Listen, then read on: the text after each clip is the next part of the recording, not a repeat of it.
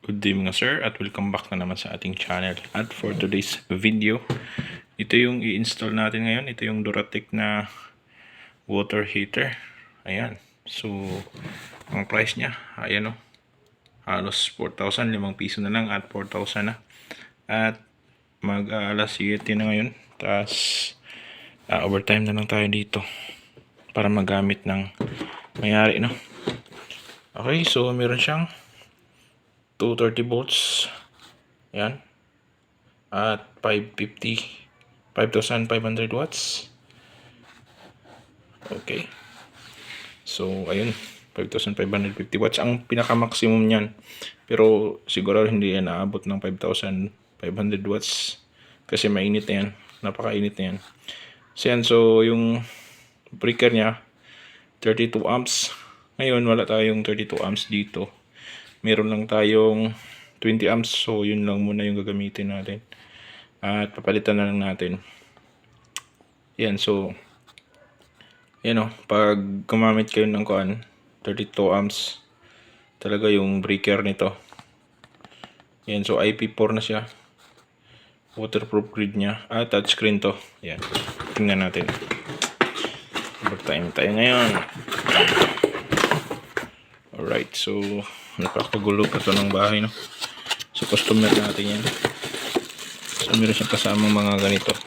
Water hose. Ayun.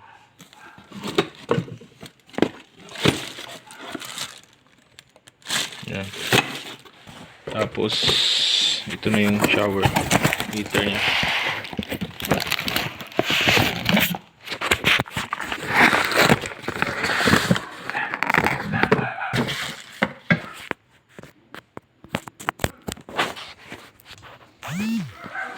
Ayan, ito na yun, napakaliit lang. Yan o. So, ngayon ko pa lang na subukang mag-install ng ganitong klaseng shower heater. Ayan o, naka-hook lang siya. So, hindi natin tanggalin tong body, hindi natin to i-unscrew kasi mawala yung warranty, mabuvoid yung warranty. So, napakadali lang nito install kasi meron na siyang hook dito. So, ayan. Install muna natin yung Torx unscrew. Okay. Okay, so bago pa rin natin to ma-install, lagyan muna natin ng flow control valve. Ayan. So, dito yan natin ilagay. So, kailangan talaga may filter, no? Dito. Dun sa main. Dun sa dito. Kasi ito yung heater. Ito na yung shower heater dito. So, ipapasok yung tubig dito. Dadaan dito sa tangke niya. At lalabas dito sa may init na. So, ito yung malamig. Tapos, ito yung mainit na. Ayan, so lalagyan muna natin dito. Control valve. Yan mga sir. At na-install natin yung flow control valve. Ayan, so yan para makontrol natin yung tubig na pumapasok dito. Alright. Tapos ito. Yan, rikta na to dito. Ito. Yan. So, ayun. Tapos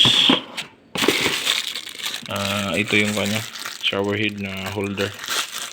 Napakadali lang i-install ng ganito.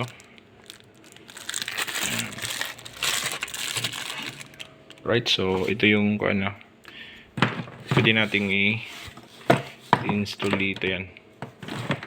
Ayan. Ito na yung pangsukat natin para sa butas. Yan. Stick. Right.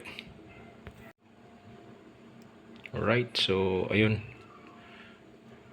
Ito yung sukat niya. So ayan, babarina natin dun sa wall. Okay mga sir, so ayan yung grounding natin.